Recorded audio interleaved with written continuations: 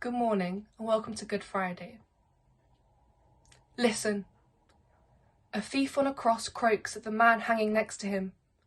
If you're really the Messiah, the promised one we've all been waiting for, why don't you save yourself and me too? Jesus says nothing. So the thief on his other side answers instead.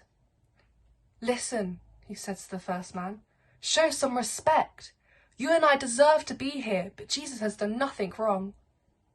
And listen, he turns to Jesus too, and the words he whispers sounds just like a prayer. Take me with you, he pleads, when you go to your kingdom in heaven. Listen, Jesus answers them, today you'll be with me in paradise. Then listen. Jesus has something else to say. His heart is breaking, his body aching, but there's just one more thing to be done. John, he calls to his friend. John! And the breath is so hard to find.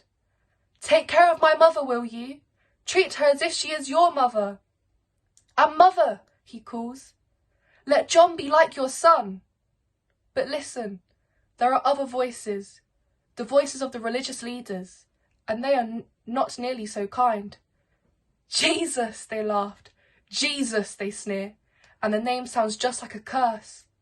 You help the lame walk and the blind see, so why can't you help yourself? Jesus knows why. It's because God wants him here on that cross. It's because he really is the Messiah, come to take the punishment for all the bad things that anyone will ever do. Now listen, because suddenly everyone has gone quiet.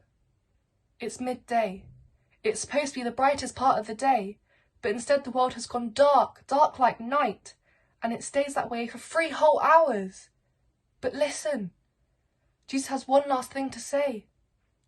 It's finished, he whispers. It's done. And that's when he dies. And that's when the religious leaders get their way. And that's when his mother cries. And that's when the devil laughs himself silly. But listen.